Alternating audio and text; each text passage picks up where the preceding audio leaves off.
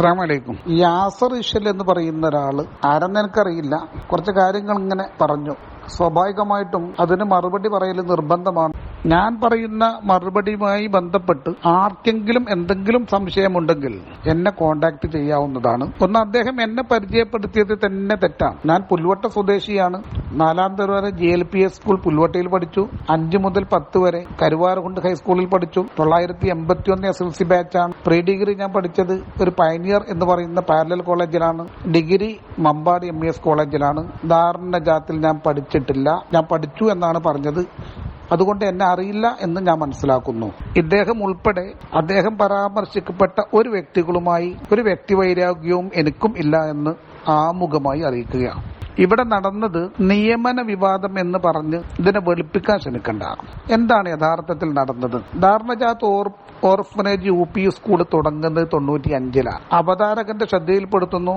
അതിന്റെ അപേക്ഷ തയ്യാറാക്കൽ തൊട്ട് അതുമായി ബന്ധപ്പെട്ട എല്ലാ കാര്യങ്ങളും ചെയ്യുകയും area intensive program for educationally backward minorities എന്ന കേന്ദ്ര ഗവൺമെന്റ് സ്കീമിൽ വന്ന ആ പദ്ധതി, അതുമായി ബന്ധപ്പെട്ട് രൂപീകരിക്കപ്പെട്ട ആദ്യത്തെ അതിന്റെ കോർഡിനേഷൻ കമ്മിറ്റിയുടെ ജോയിന്റ് കൺവീനറാണ് ഞാൻ എന്നറിയിക്കുന്നു.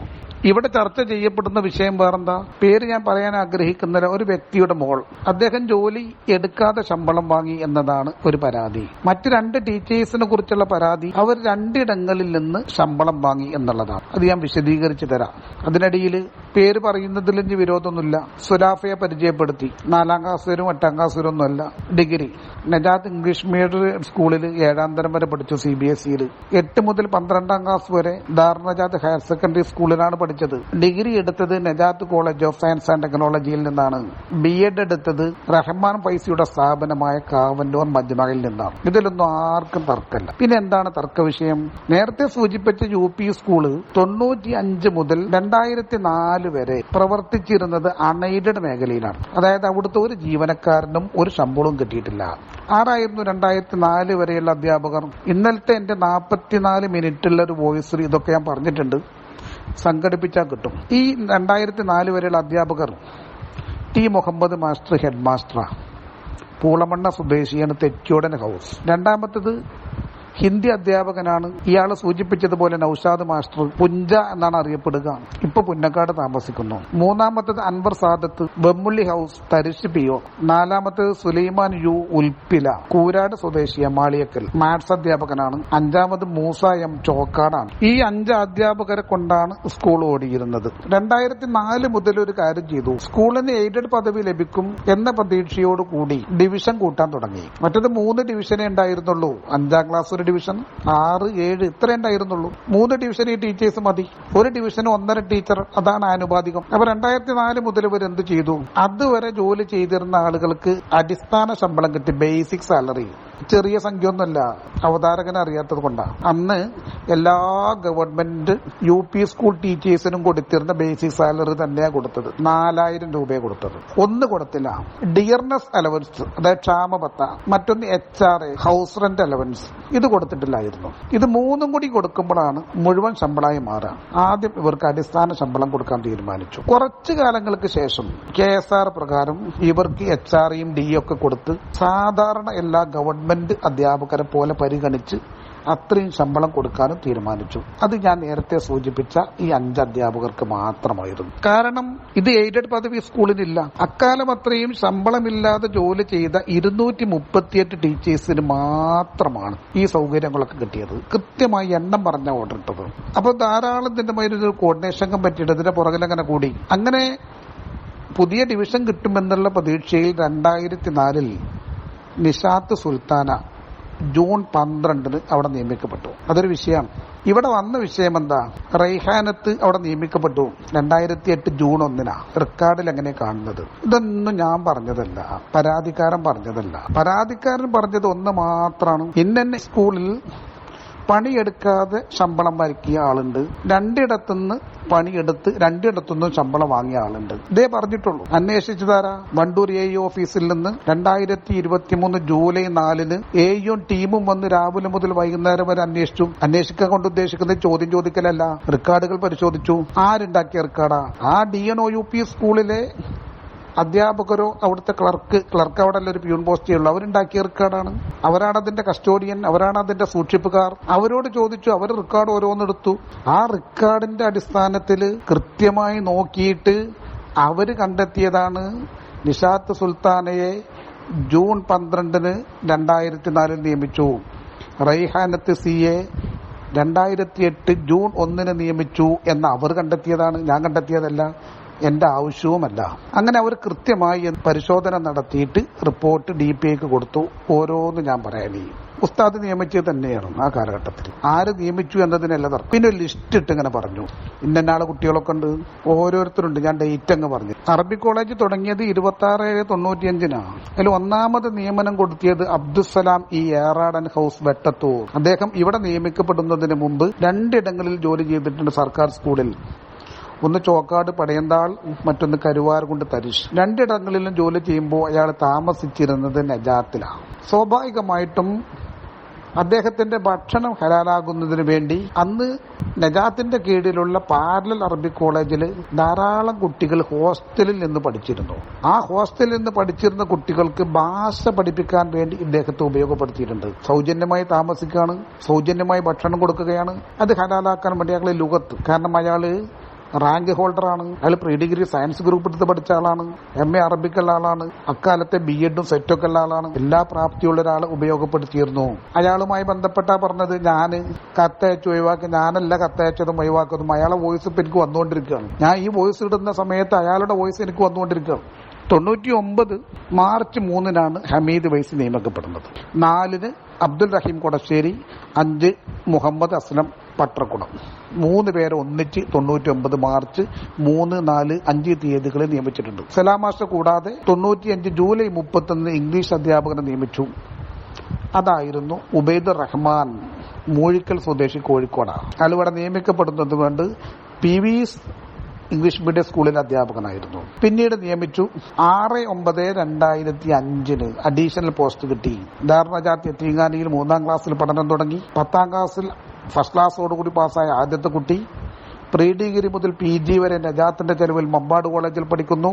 മലപ്പുറം BEd സെന്ററിൽ നജാത്തിന്റെ ചെലവിൽ പഠിക്കുന്നു. കോഴ്സ് കംപ്ലീറ്റ് ചെയ്തപ്പോൾ 95-ലെത്തി. നജാത്ത് യതീംഖാനയിലെ ആദ്യത്തെ കുട്ടിക്ക് സർക്കാർ നിയമനം നജാത്ത് കൊടുക്കുന്നു. 95 നിയമനം കൊടുത്തു. ഹമീദ് വൈസി പ്രിൻസിപ്പൽ ചാർജിലേക്ക് വന്നു 2000 ജൂൺ 1. ഒരു ഗവൺമെന്റ് ജോലി ഉപേക്ഷിച്ച് 26/7/95 മുതൽ ഇവിടെ ചാർജിലുണ്ടായിരുന്ന സലാമാസ് മാറ്റിക്കൊണ്ടാ വന്നത്. പശ്ചാത്തല ഞാൻ വിശദീകരിക്കുന്നില്ല. പുത്തനടി മൊയ്തീൻ വൈസി അന്ന് സമാന്തര അറബി കോളേജിന്റെ പ്രിൻസിപ്പളാണ്. നമ്പർ ഉണ്ടെങ്കിൽ വിളിച്ച് ചോദിച്ചാൽ മതി. പിന്നെ കുറെ ആള് ലിസ്റ്റ് എടുത്ത് പറഞ്ഞു, ഇന്നാളെ കുട്ടികളൊക്കെ ഉണ്ട് എന്ന് മുതലാ വന്നത്. 2 നോൺ ടീച്ചിങ് സ്റ്റാഫ് കോളേജിലുണ്ടായിരുന്നു. 1 ഞാനും 1 ഷൗക്കത്തും, കരുവാരകുണ്ട് പഞ്ചായത്തിന് മുൻ പ്രസിഡന്റ്. പിന്നെ ഞാൻ പറഞ്ഞല്ലോ 99 നിയമിച്ച 3 ആളെ പേര് പറഞ്ഞല്ലോ, ആവർത്തിക്കുന്നില്ല, വോയിസ് ആണ്. പിന്നെ നിയമനം നടക്കുന്നത് 2001. ആരാ നിയമിക്കപ്പെട്ടത്? നേരത്തെ നിങ്ങൾ പറഞ്ഞ കുഞ്ഞാണി മുസ്ലിയാരുടെ മകൻ റഷീദ് അഹമ്മദ്. പിന്നെ നിയമനങ്ങൾ നടക്കുന്ന 2004. വിവാദമാണ്, ഇനി പറയാതിരുന്നിട്ട് കാര്യമൊന്നുമില്ല. മുസ്തഫ കൊമ്പങ്കല്ല്, 97 ബാച്ച് എന്റെ സ്റ്റുഡന്റാ. കോളേജ് എയ്ഡഡ് ആകുന്നതിന് മുമ്പ് കോളേജിൽ ഇംഗ്ലീഷ് പഠിപ്പിക്കാൻ തുടങ്ങിയ അന്ന് മുതൽ അവിടുത്തെ ഇംഗ്ലീഷ് അധ്യാപകനായിരുന്നു ഞാൻ. മുസ്തഫ ആരാ? മുസ്തഫ ഈ നിഷാത്ത് സുൽത്താന എന്ന പറയപ്പെട്ട മാനേജറുടെ മകളുടെ ഭർത്താവാണ് മുസ്തഫ. എന്റെ ബാച്ചാ. മുസ്തഫ 2000 മുതൽ 2004 വരെ ജോലി ചെയ്തത് എടപ്പറ്റ ഗവൺമെന്റ് സ്കൂളിലാണ്. അവിടുന്ന് രാജിവെച്ചിട്ടാണ് അദ്ദേഹം ഈ കോളേജിൽ വന്ന് ചേരുന്നത്. കൃത്യമായ ഡേറ്റ് പറഞ്ഞാൽ 18/8/2004 മുസ്തഫ ജോയിൻ ചെയ്യുന്നത്. ഇപ്പോഴും ഇവിടെ പണിയെടുത്തുകൊണ്ടിരിക്കുന്നു. 2005 കോളേജ് തുടങ്ങി 10 വർഷം പൂർത്തിയായി. പ്രിൻസിപ്പൽ വിവാദത്തിന് തുടക്കം കുറിക്കുകയാണ്, ഞാൻ നീട്ടി പറയുന്നില്ല. 2006 മാർച്ച് 9 ഹമീദ് വൈസി ലെക്ചർ ഇൻചാർജിൽ നിന്ന് മാറി നിൽക്കുന്നു.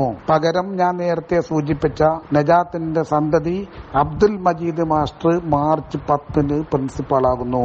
അങ്ങനെ വന്ന ഒഴിവിൽ മാർച്ച് 13 ഇതിൽ പരാമർശിക്കപ്പെട്ട KT ഉസ്താദിന്റെ മകൾ സയ്യിദ KT നിയമിക്കപ്പെടുന്നു. സയ്യിദുമായി ബന്ധപ്പെട്ടും ഇതിൽ പറഞ്ഞിട്ടുണ്ട്, എന്നെ പരാമർശിച്ചിട്ട് പറയണം. സയ്യിദ ഞാൻ മനസ്സിലാക്കിയത്തോളം തന്റെ 2ാമത്തെ കുട്ടി ജനിക്കുന്നത് 2008 മാർച്ച് 10. കോളേജിലെ അധ്യാപകർക്ക് ആകെ ഉണ്ടാകുക 15 കാഷ്വൽ ലീവാണ്, 20 ഹാഫ് പേ ലീവ് ഉണ്ടാകും. മറ്റു ലീവുകളൊന്നും ഉണ്ടാവില്ല. ഏപ്രിൽ മെയിൽ അവർക്ക് ജോലിക്ക് വരണ്ട, ശനി ഞായറും വരണ്ട.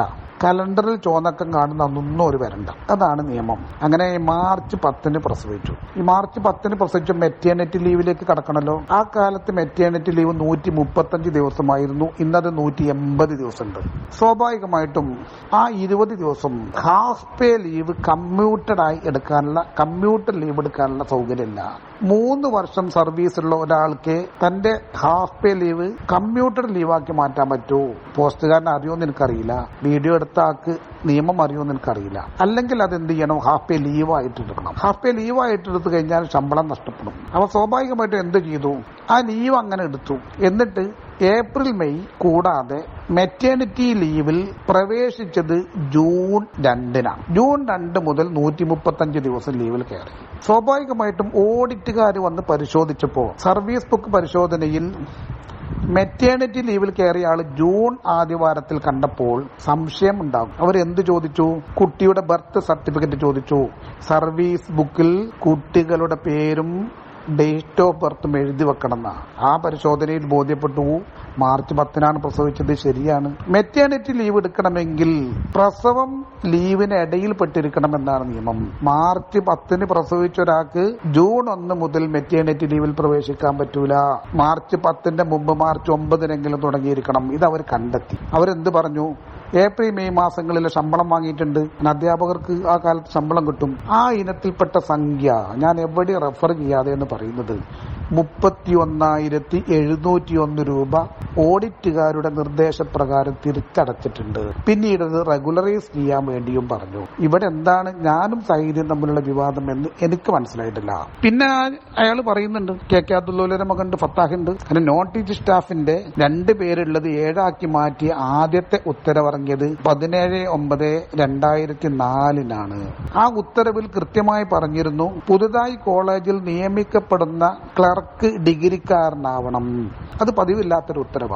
അതിനെതിരെ ഞങ്ങൾ നിരന്തരമായി നിവേദനം നടത്തി. PSC പോലും ആവശ്യപ്പെടാത്ത ഒരു യോഗ്യത ആവശ്യപ്പെട്ടപ്പോൾ അതിനെതിരെ നിരന്തരമായി കാണേണ്ടവരൊക്കെ കണ്ടു. ആ ഉത്തരവ് റിവൈസ് ചെയ്തുകൊണ്ടുവരുന്നത് 28/10/2005 ആ 28/10/2005 ഉത്തരവിറങ്ങി എന്നെ HA പോസ്റ്റിലേക്ക് പ്രൊമോട്ട് ചെയ്തു. ഞാൻ ക്ലർക്കായിരുന്നില്ല അതുവരെ. എന്റെ കൂടെയുള്ള ഷൗക്കത്തിനെ ക്ലറിക്കൽ പോസ്റ്റിലേക്ക്, അന്ന് പിയൂണായിരുന്നു, ക്ലറിക്കൽ പോസ്റ്റിലേക്കും പ്രൊമോട്ട് ചെയ്തു. അങ്ങനെ അതിലെന്തുണ്ടായി, പുതുതായി കുറച്ച് ആളെ കൂടി കിട്ടി. 5 ആളെ കിട്ടി. 2 നിന്ന് 5 ആക്കി മാറ്റി. എന്തൊക്കെയാണ് തസ്തിക, ക്ലർക്ക് 1, ടൈപ്പിസ്റ്റ് 1, ലൈബ്രറിയൻ 1, പിന്നെ പിയൂൺ. ഇത്തരം തസ്തികകളൊക്കെ അവിടെ ഉണ്ടായി. ആരെ നിയമിച്ചത്, ഇന്റർവ്യൂ നടത്തി നിയമിക്കുമല്ലോ. ക്ലറിക്കൽ പോസ്റ്റിലേക്ക് KT ഉസ്താദിന്റെ മൂത്ത മകൻ അബ്ദുൾ റസാഖ് KTയെ നിയമിച്ചു. ഡേറ്റ് 13/3/2006. ആ റസാഖിന്റെ ഭാര്യയാണ് 2008 KT ഉസ്താദ് നിയമിച്ചു എന്ന് പറയുന്ന റൈഹാനത്ത് C. ടൈപ്പിസ്റ്റ് പോസ്റ്റിലേക്ക് ഹാമിദ് അബ്ദുൽ ഫത്താഹിനെ നിയമിച്ചു. KK അബ്ദുള്ള മൂലയുടെ മകനാണ്. ലൈബ്രറി പോസ്റ്റിലേക്ക് ക്വാളിഫൈഡ് ആള് നമ്മളുമായി ബന്ധപ്പെട്ടതില്ലാത്തത് കൊണ്ട് കുറച്ച് നീട്ടിവെച്ചു. പിന്നീട് നിയമിക്കപ്പെട്ടത് പുത്തന ഉസ്താദിന്റെ മകൻ സുഹൈൽ E ആണ്. ഒരു പിയൂൺ പോസ്റ്റിലേക്ക് നിയമിക്കപ്പെട്ടത് മൊയ്തീൻ K ആണ്. നജാത്ത് അന്തേവാസിയാണ്, കുട്ടത്തിക്കാരനാണ്. ഇപ്പോൾ HAയുടെ ജോലി ചെയ്യുന്നു. ഒരു പിയൂൺ പോസ്റ്റിലേക്ക് നിയമിക്കപ്പെട്ടത് നൌഫൽ അബ്ദുൾ റൌഫ് ആണ്. വാക്കൌഡ് ഉസ്താദിന്റെ മകനാണ്. അങ്ങനെയാണ് പോസ്റ്റൊക്കെ ഫില്ല് ചെയ്തത്. എന്നാൽ ഇതൊന്നല്ലല്ലോ വിഷയം. പിന്നീട് ജലീൽ ഫൈസിന്റെ മോൻ, അയാൾ പറഞ്ഞു ഉസ്താദിന്റെ കാലഘട്ടത്തിലാണ്. സുഹൃത്തെ, ഉസ്താദ് 2009 ഫെബ്രുവരി 1 വഫാത്തായി. അതെങ്കിലും അറിഞ്ഞിരിക്കണ്ടേ. 2015 ജൂണിന് ശേഷമല്ലേ നസറുല്ലാനെ നിയമിക്കുന്നത്, ജലീൽ ഫൈസി പുല്ലങ്കോടന്റെ മകനെ. അത് അറിഞ്ഞിരിക്കണ്ടേ, വെറുതെ എന്തെങ്കിലും പറഞ്ഞാൽ മതിയോ? ഉസ്താദിന്റെ കാലഘട്ടത്തിൽ OUP സ്കൂളിൽ നിയമിക്കപ്പെട്ട ആളുകൾ ആരൊക്കെയാ? 4 പേരേ ഉള്ളൂ കുട്ടി. 11 ആളില് 4 പേര്. അത് ഒന്നീ പറയപ്പെടുന്ന മാനേജറുടെ മോൾ നിഷാത്ത് സുൽത്താന 2004 ജൂൺ 12. പിന്നൊന്നുള്ള റൈഹാനത്ത് C 2008 ജൂൺ 1. പിന്നൊന്നുള്ള സുബൈറാണ്, പൂക്കോട്ടുപാടത്തിന്റെ തൊട്ടടുത്ത് ചോക്കാടുള്ള സുബൈർ. എത്തിങ്ങാന കുട്ടിയാ, മോന വെച്ചത് 2007. പിന്നൊന്നുള്ള സുലൈമാനാണ്, മാളിയേക്കൽ സ്വദേശിയാണ്. 2009 ഓനെ നിയമിച്ചു. ഏത് 2009 ആദ്യകാലത്താ. പക്ഷെ മരിക്കുന്നതിന് മുമ്പ് നിയമിക്കപ്പെട്ട ആളുകളാണ് ഈ 4 ആൾ. ബാക്കി 7 പേരും ഉസ്താദ് മരിച്ചിട്ടാണ്. വെറുതെ എന്തെങ്കിലും വിളിച്ചു പറയരുത്. ഒരു യൂട്യൂബർ എന്നുള്ള നിലക്ക് ആധികാരികമാകണല്ലോ. ഇങ്ങനെ കൃത്യമായി അസത്യങ്ങളും അർദ്ധസത്യങ്ങളും വിളിച്ചു പറയുകയാണെങ്കിൽ താങ്കൾ ഈ ഏർപ്പാടായിട്ട് നടക്കുമ്പോൾ അതിന്റെ ക്രെഡിബിലിറ്റി നഷ്ടപ്പെടൂലേ? പിന്നെ നിയമിക്കപ്പെട്ട ആളുകളെ 7 ആളും അങ്ങനെ 2009 ജൂൺ മുതലാ പിന്നെ തുടങ്ങുന്നത്. മൊയ്തീൻകുട്ടി വെമ്മുള്ളിയാണ് 1ാം ക്ലാസ്സിൽ നജാത്തിൽ കൊണ്ടുവന്ന് ചേർത്ത കുട്ടിയാ. എന്തെങ്കിലും പറയണോ? സക്കീറുലുവാൻ നജാത്തിൽ പഠിച്ചതാ. പിന്നെ നാസറുണ്ട് ചീരാതൊടുക, ചെല്ലക്കൊടിയിലുള്ളതാ, നജാത്ത് പഠിച്ചതാ. പിന്നെ ഒന്നുള്ളത് സി അബ്ദുള്ള മൗലവി എന്ന് പറയുന്ന വണ്ടൂർ സ്വദേശിയായ സുന്നി യുവജന സംഘത്തിന്റെ ജില്ലാ സീനിയർ വൈസ് പ്രസിഡന്റിന്റെ മകനാണ്, വണ്ടൂർ സ്വദേശിയ. പിന്നെയാണ് ആര് പറഞ്ഞത്? നെസറു വരുന്നത്. ഇനിയാണ് ടിസ്റ്റ്. ശ്രദ്ധിച്ചോ, എന്റെ ആരോപണം അല്ല, ഞാൻ കൊടുത്ത പരാതിയിൽ വിദ്യാഭ്യാസ വകുപ്പ് കണ്ടെത്തിയത്. ഞാൻ ആരെയും കുറ്റം പറഞ്ഞിട്ടൊന്നുമില്ല, ഒരാളെ പേരിലും പരാതി കൊടുത്തിട്ടില്ല. അബ്ദുൽ ഹമീദ് പൈസ അമ്പലക്കടവിന്റെ മോൾ സുലാഫ, യോഗ്യതയൊക്കെ ഞാൻ നേരത്തെ പറഞ്ഞല്ലോ. ഈ 11 പോസ്റ്റ് സാങ്ഷൻ ചെയ്തുകൊണ്ടുള്ള ഉത്തരവിറങ്ങുന്നത് 6/3/2019. ആ ഉത്തരവിന് ശേഷമാണ് സുലാഫ സ്കൂളിലേക്ക് വരുന്നത്. അതുവരെ സുലാഫാന്റെ പേരൊരു പക്ഷേ പട്ടികയിൽ ചേർത്തിട്ടുണ്ടാവും, ക്ലാസ് എടുക്കാൻ വന്നിട്ടില്ല. കാരണം 2017-18 പട്ടിക പരിശോധനയിൽ കണ്ടെത്തിയത് 19ാമത്തെ നമ്പറായിക്കൊണ്ട്, 11ാമത്തെ അല്ല, ശ്രദ്ധിച്ചു, 19ാമത്തെ നമ്പറായിക്കൊണ്ട് സുലാഫാന്റെ പേരാ. 15 പേര് നസർ വരെ ഞാൻ പറഞ്ഞല്ലോ. ടി മുഹമ്മദ് മാസ്റ്റർ മുതൽ നസറുള്ള വരെ 15 പേരെ ഞാൻ പറഞ്ഞല്ലോ. ആരാ 16ാമത്തെ പേര്?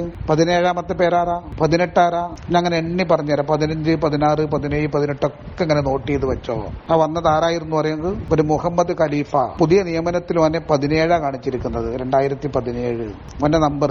അതിനുശേഷം അബ്ദുൾ റസാഖ് 2017 അബ്ദുൾ റസാഖിനെയും മുഹമ്മദ് ഖലീഫയും ഒറ്റ ദിവസമാണ് നിയമിച്ചത്. റസാഖിന് പാവം 7 കൊല്ലായിട്ട് നയാ പൈസ ശമ്പളം കിട്ടുന്നില്ല. കൃത്യമായി പറഞ്ഞാൽ ആ 11 പേരെ നിയമിച്ചതിൽ 11ാമത്തെ ആളായി വരേണ്ടത് റസാഖായിരുന്നു. എങ്ങനെയാ അത് നഷ്ടപ്പെട്ടതെന്ന് ഞാൻ പറഞ്ഞുതരാം. പിന്നെ ഒരു പേരുണ്ട് ഹക്കീമ, തീങ്ങാനി പഠിച്ച കുട്ടികളാണ്. പിന്നെ ഒരു പേരുണ്ട് അബ്ദുള്ള സിറ്റി, തീങ്ങാനി പറഞ്ഞ കുട്ടികളാണ്. ഈ 19ാമത്തെ പേരുള്ള സുലാഫ എങ്ങനെ 15 മാറിയത്? എന്ത് ചെയ്തു? 31/12/2015 നിയമിച്ചതായി രേഖയുണ്ടാക്കി. 31/12/2015 മുതൽ 6/3/2019 വരെയുള്ള കാലയളവിൽ ഒരു ദിവസം പോലും ആ സ്കൂളിൽ വന്ന് ജോലി എടുത്തിട്ടില്ല. പക്ഷെ റെക്കോർഡ് ഇങ്ങനെയായതുകൊണ്ട് ആ കാലയളവിലെ ശമ്പളം വാങ്ങി നജാത്തിലേക്ക് കൊടുത്തു എന്ന് പറഞ്ഞില്ല. 11 ലക്ഷം. അത് ഏതാ? ഔദാര്യല്ല മനുഷ്യ. പണിയെടുക്കാത്ത കാലഘട്ടങ്ങളിൽ കുടിശ്ശിക ഇനത്തിൽ സർക്കാരിൽ നിന്ന് വാങ്ങിയ പണമാണത്. അവർക്കറിയാമത് ഉപയോഗിക്കുന്നത് ഹലാലല്ല.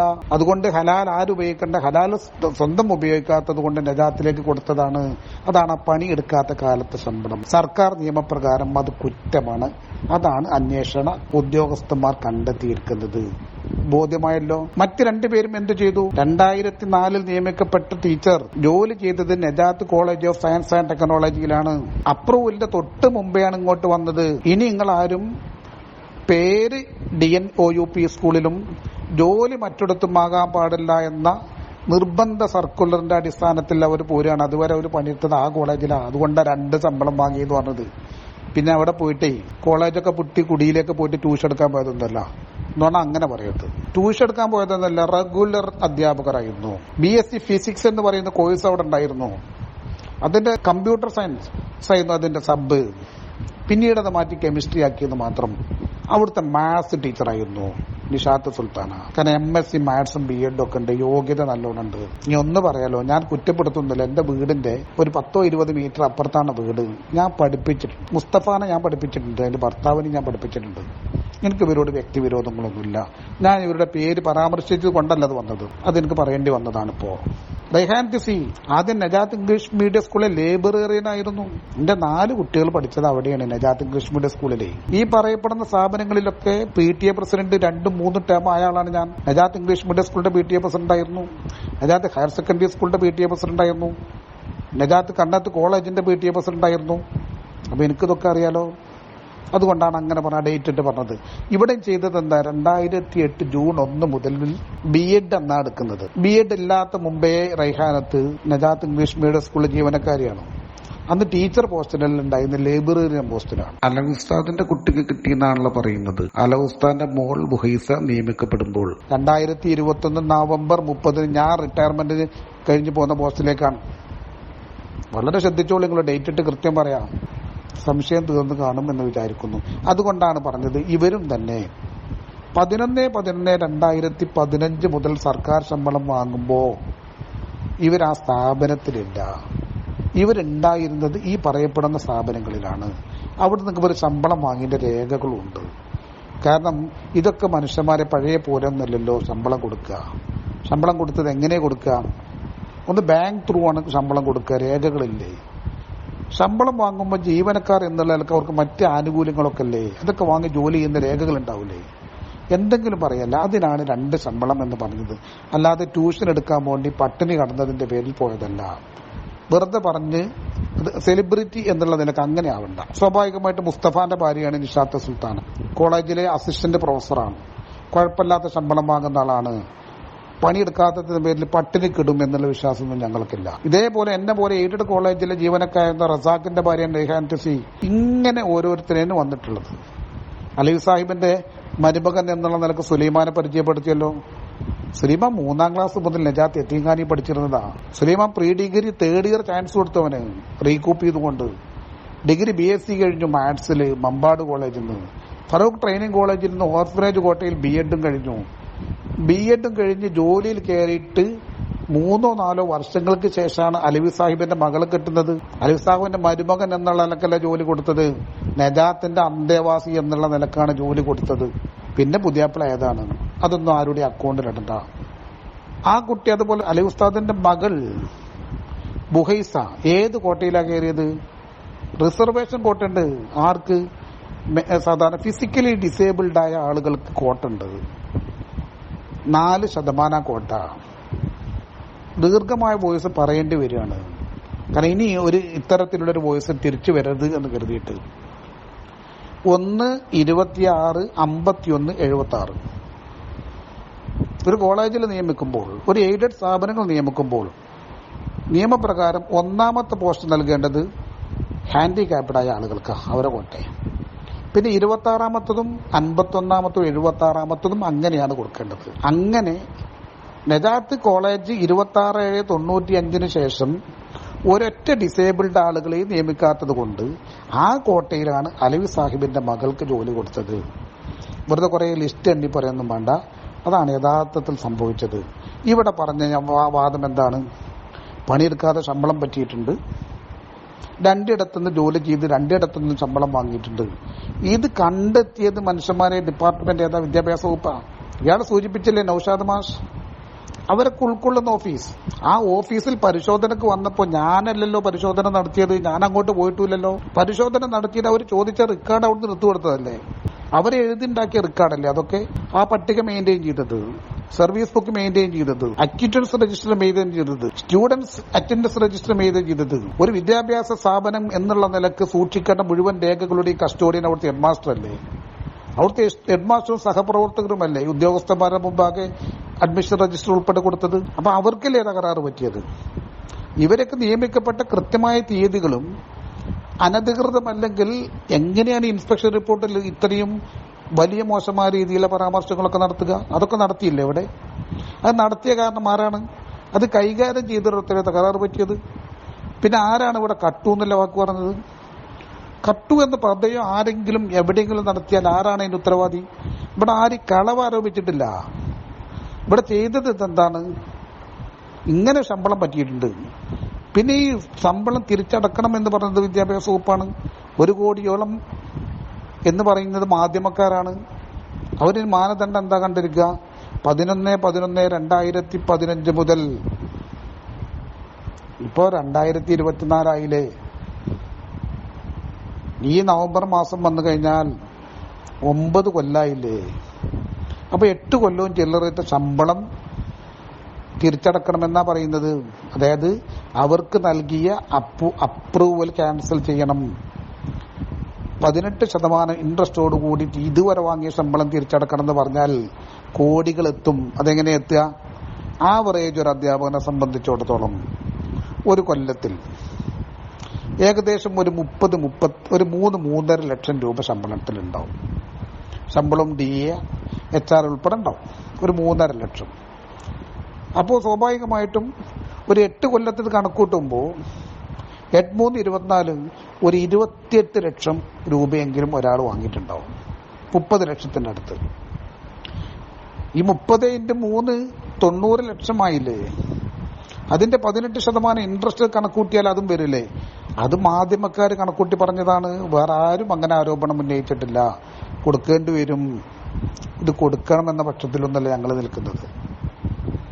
അവരൊക്കെ കണ്ടെത്തിയത് വിദ്യാഭ്യാസ വകുപ്പാണ്, അല്ലാതെ മറ്റാരും കൊടുത്ത പരാതിയല്ലല്ലോ.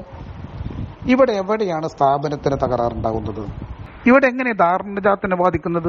ഇവിടെ എങ്ങനെ KT ഉസ്താദിനെ ബാധിക്കുന്നത്? 2009 ഫെബ്രുവരി 1 വഫാത്തായ KT ഉസ്താദും ഇപ്പൊ നടക്കുന്ന വിവാദങ്ങളും തമ്മിൽ എന്താ ബന്ധം? മഹാനവർഗരുടെ കാലഘട്ടങ്ങളിൽ നിയമിക്കപ്പെട്ടു എന്ന കാര്യം ശരിയാണ്. എന്തിനാണ് നിയമിച്ചത്?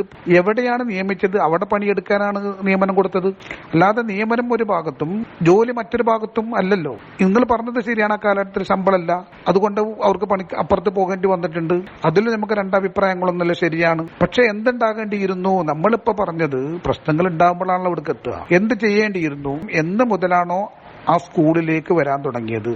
അന്നത്തെ ദിവസം മുതൽ അപ്പോയിന്റ്മെന്റ് ഓർഡർ മാറ്റി ശമ്പളം വാങ്ങി പോയാൽ മതിയായിരുന്നു, ഒരു പ്രശ്നം ഉണ്ടാവില്ല. മുൻ ഡേറ്റ് ഇട്ട് ചെയ്തത് കൊണ്ടാണ് കുഴപ്പം പറ്റിയത്. അത് പാടില്ല എന്നേ പറഞ്ഞിട്ടുള്ളൂ. പിന്നെ എങ്ങനെ സ്ഥാപനത്തെ ബാധിക്കുക? നിങ്ങളെന്താ ഈ പൂക്കോട്ടുംപാടം അങ്ങാടിയിൽ താമസിക്കുന്നത്? എനിക്കറിയില്ല കേട്ടോ, പൂക്കോട്ടുംപാടെന്ന് കണ്ടപ്പോ പറഞ്ഞതാ. അവിടെ പഞ്ചായത്ത് ഓഫീസല്ലേ, അവിടുത്തെ സെക്രട്ടറിയെ ഒരു മിസ് അപ്രോപ്രിയേഷന്റെ പേരിൽ സസ്പെൻഡ് ചെയ്യുന്നു അല്ലെങ്കിൽ ഡിസ്മിസ് ചെയ്യുന്നു. എന്താ നിങ്ങൾ പ്രചരിപ്പിക്കേണ്ടത്? പൂക്കോട്ടുംപാടം പഞ്ചായത്ത് സെക്രട്ടറിയെ ഡിസ്മിസ് ചെയ്തിരിക്കുന്നു, അതുകൊണ്ട് ഇനി അമരമ്പലം പഞ്ചായത്തിൽ ഒരു കാര്യം നടക്കൂല, അത് പൂട്ടിയിടേണ്ടിയിരുന്നവരെ. അവിടെ തെറ്റ് ചെയ്ത ആള് പുറത്താക്കുമ്പോൾ പകരം ഒരാൾ വരും. വില്ലേജ് ഓഫീസറെ പിരിച്ചുവിട്ടാൽ ആ ഓഫീസർ പോയ വേറൊരാൾ വരും.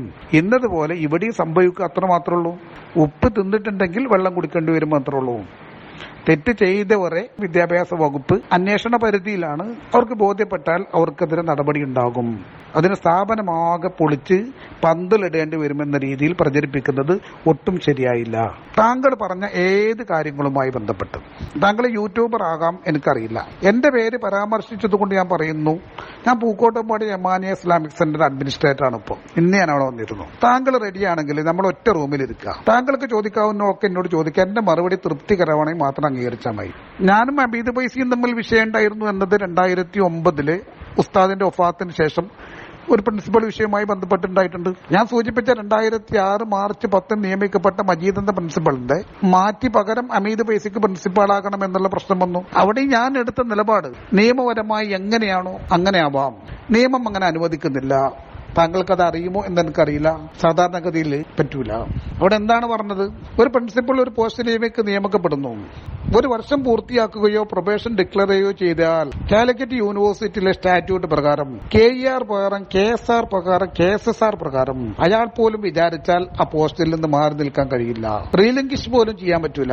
റീലിംഗിഷ് എന്ന് പറഞ്ഞാൽ എന്താണ്? A person can relinquish his right for promotion only when the right requires. Service നിയമങ്ങൾ അറിയുന്ന ആളുകളോട് ചോദിച്ചാൽ പറയും. ഏതെങ്കിലും നിലയ്ക്ക് ഹമീദ് പൈസിയെ പ്രിൻസിപ്പാളാക്കാൻ പറ്റുമോ എന്ന എല്ലാ ശ്രമവും നടത്തിയതാ. ഹൈക്കോടതിയിലെ പ്രമുഖ വക്കീലിന്റെ നിയമോപദേശത്തിൽ തേടിയതാണ്. രേഖാമൂലമുള്ള നിയമോപദേശം എന്റെ കയ്യിൽ ഇപ്പോഴും നിലനിൽക്കുന്നുണ്ട്. അങ്ങനെ സംഭവിക്കാതെ പോയി. അത് സ്വാഭാവികമായിട്ട് ഹമീദ് പൈസിയോടുള്ള വിരോധമില്ല. ഒരുപക്ഷെ മജീദ് എന്ന് പറയുന്നത് യതീംഖാന അന്തേവാസി. KT ഉസ്താദിന്റെ പ്രസംഗത്തിലെ ഉടനീളം എപ്പോഴും പറഞ്ഞിരുന്ന ഒന്നാണ്, അനാഥ മക്കളെ സംരക്ഷിച്ചാൽ മാത്രം പോരാ, ആദരിക്കുക കൂടി വേണം.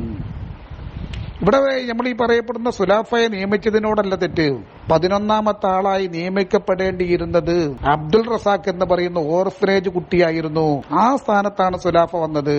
സുലാഫ സ്കൂളിലേക്ക് വരുന്നതിന് മുമ്പ് തന്നെ അബ്ദുൾ റസാഖ് അവിടെ ഉണ്ട്, ജോലി ചെയ്യുന്നുണ്ട്. ആ കുട്ടിക്ക് കിട്ടേണ്ടതായിരുന്നു. ആ സ്ഥാനത്തേക്കാണ് വന്നത്. അതും എത്തിയ കുട്ടിയാ. ഇതും ഞാൻ പറഞ്ഞതല്ല, വണ്ടൂർ എയുടെ റിപ്പോർട്ടിൽ കൃത്യമായി പറഞ്ഞ കാര്യമാണ് ഞാൻ പറഞ്ഞത്. അതിന് എന്റെ മേത്തേക്ക് എടുക്കണ്ട. അപ്പൊ ആ പ്രശ്നങ്ങൾ ഉണ്ടായിരുന്നു, ശരിയാണ്. പിന്നെ ഒന്ന് ചോദിച്ചല്ലോ, നിങ്ങൾ പറയുന്നുണ്ട് കേവലം ഒരു മെമ്പർ പോലും ആയിരുന്നില്ല ഹമീദ് പൈസി. ശരിയാ, നജാത്തിലെ ജീവനക്കാരന് നജാത്തിന്റെ ജനറൽ ബോഡി മെമ്പർ പോലും ആകാൻ പാടില്ല. ഭരണഘടനയിൽ പറയുന്നുണ്ട്. ഭരണഘടന, നജാത്തിന്റെ ഭരണഘടന രജിസ്റ്റർ നമ്പർ 124/84 നോക്കി അറിയാം. പിന്നെ ഒരാളെ ശുപാർശ ചെയ്യാനേ നജാത്തിലെ മെമ്പറാകണം എന്നില്ല. പുറത്തത്തെ ആളുകളുണ്ട്. ഇവിടെ നിയമിക്കപ്പെട്ട ആളുകളൊക്കെ നജാത്തിലെ മെമ്പർമാരെ കുട്ടികളോ അല്ലല്ലോ, അല്ലാത്തവർ നിയമിക്കപ്പെടും. എന്നാൽ ഉസ്താദിന്റെ മരണശേഷം മെമ്പറല്ലാത്ത ഹമീദ് പൈസി നജാത്തിന്റെ പ്രവർത്തക സമിതിയിലെ സ്ഥിരം ക്ഷണിതാവായിരുന്നു. 2009 ശേഷം 2019 വരെ ജോലിയിൽ നിന്ന് റിട്ടയർമെന്റ് ചെയ്യുന്നതുവരെ നജാത്തിന്റെ പ്രവർത്തക സമിതിയിലെ സ്ഥിരം ക്ഷണിതാവായിരുന്നു. യൂട്യൂബർ വന്ന് ആ മിനിറ്റ്സ് ഒന്ന് പരിശോധിച്ച് നോക്കിയാൽ ഹമീദ് പൈസി ഇട്ട ഒപ്പൊക്കെ കാണാൻ പറ്റും. 2 അദ്ദേഹം കേവലം ഒരു ജീവനക്കാരനായിരുന്നില്ല. നജാത്തുമായി ബന്ധപ്പെട്ട് വിദേശ യാത്രകളൊക്കെ നടത്തിയിരുന്ന അദ്ദേഹമാണ്. ഒരു മെമ്പർ പോലും ആകാത്ത ആളെ, ഒരു സ്വാധീനവുമില്ലാത്ത ആളെ പിരിവിന് വേണ്ടി നജാത്ത് പുറത്തേക്ക് വിട്ടുകയായിരുന്നു. എന്തെങ്കിലും പറയണോ? ഞങ്ങൾ തമ്മിൽ പ്രത്യേക വിരോധങ്ങളൊന്നുമില്ല കേട്ടോ.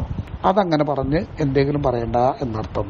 2019 ശേഷം കോളേജിൽ നിന്ന് റിട്ടയർഡായപ്പോൾ അദ്ദേഹം ആദ്യം മെമ്പറായി. 2021 സ്ഥാപനത്തിന്റെ ട്രഷററായി. ഇപ്പോഴും ട്രഷറായി തുടർന്നു കൊണ്ടിരിക്കുന്നു. ഇതാണുള്ളത്. ഇതുമായി ബന്ധപ്പെട്ട് വല്ല സംശയം ഉണ്ടെങ്കിൽ ഞാൻ നേരത്തെ സൂചിപ്പിച്ചതുപോലെ വേണമെങ്കിൽ നമുക്ക് ഒന്നിച്ചിരിക്കാം. നിങ്ങൾ പറയുന്നിടത്തേക്ക് പൂക്കോട്ടും പാടം ഞാൻ വരാം. അല്ലെങ്കിൽ ഒരു കാര്യം ചെയ്താൽ മതി. കുറെ ആളുകൾക്ക് ഇങ്ങനെ ഇഷ്കാലുണ്ടാവുമല്ലോ. ഇത് ഒരാളൊന്ന് പറഞ്ഞ അരി എത്രയെന്ന് ചോദിച്ചപ്പോ പയറ് മുന്നായി എന്ന് പറഞ്ഞിട്ട് കാര്യമൊന്നുമില്ല. ആർക്കെങ്കിലും ഇതുമായി ബന്ധപ്പെട്ട് 34 വർഷവും 3 മാസവും നജാത്തിൽ ജോലി ചെയ്ത ഒരാള് 22 വർഷം KT ഉസ്താദിന്റെ സന്തത സഹചാരിയായിക്കൊണ്ട് തന്നെ വഫാത്താകുന്ന നിമിഷം വരെ ഒന്നിച്ച് യാത്ര ചെയ്ത ആള് എന്ന രീതിയിൽ നജാത്തുമായി ബന്ധപ്പെട്ട് വല്ല പരാതിയും എന്റെ ഭാഗത്തിനുണ്ടായി എന്ന് നിങ്ങൾ പറയുകയാണെങ്കിൽ എന്താണ് ആ പരാതി? സ്ഥാപനത്തിനെ ബാധിക്കുന്ന രീതിയിൽ എന്താണ് എന്റെ ഭാഗത്തുണ്ടായത്? ഇത് നിയമപരമായ കാര്യങ്ങളിൽ ഒരു ജീവനക്കാരൻ എന്ന രീതിയിൽ എനിക്ക് ചെറിയ ഉത്തരവാദിത്തങ്ങളുണ്ട്. അത് നിറവേറ്റിയതിനപ്പുറം ഞാൻ എന്താ ചെയ്തിട്ടുള്ളത്? ഇത് ഞാൻ എന്റെ സ്വന്തം ഇഷ്ടപ്രകാരം ചെയ്തൊന്നുമില്ലല്ലോ. ഒരു പോസ്റ്റിൽ നിയമിക്കപ്പെടുമ്പോൾ അതുമായി ബന്ധപ്പെട്ട് വരുന്ന ചോദ്യങ്ങൾക്ക് ഉത്തരം നൽകാൻ ഞാൻ ബാധ്യസ്ഥനാണ്. അതുകൊണ്ട് പ്രചണ്ഡമായ പ്രചരണം നടത്തണ്ട. ഇനി ഹമീദ് ഫൈസിയുടെ പെങ്ങളെ മകൻ പറഞ്ഞതിനൊക്കെ മറുപടി പറയാന്ന് കരുതിയിട്ട പിന്നെ നാളെ അതിന് മെനക്കണ്ടല്ലോ, വേറെയും പണിയുണ്ട്. എന്താ വിവാദം? 2016 നോട്ട് ചെയ്തോ, 2016 ജൂൺ 1 മുതൽ 2021 മാർച്ച് 31 വരെ ഡ്യുവൽ സാലറി വാങ്ങി, 2 ശമ്പളം വാങ്ങി. അതിന്റെ പരാതി എഴുതി വെച്ചോ. ഫെലോഷിപ്പ് ഇനത്തിൽ UGCയിൽ നിന്ന് 20 ലക്ഷത്തിൽ പരം രൂപയും കേരള സർക്കാരിൽ നിന്ന് 10 ലക്ഷത്തിൽ പരം രൂപ പറ്റിയിട്ടുണ്ട്. അതിന്റെ പരാതി. എന്താ ചെയ്യുക? ഒക്കെ ഒരു കുടുംബത്തിൽപ്പെട്ട ആളാണെന്ന് പറയാതിരിക്കാൻ പറ്റുമോ? അസ്സലാമു അലൈക്കും.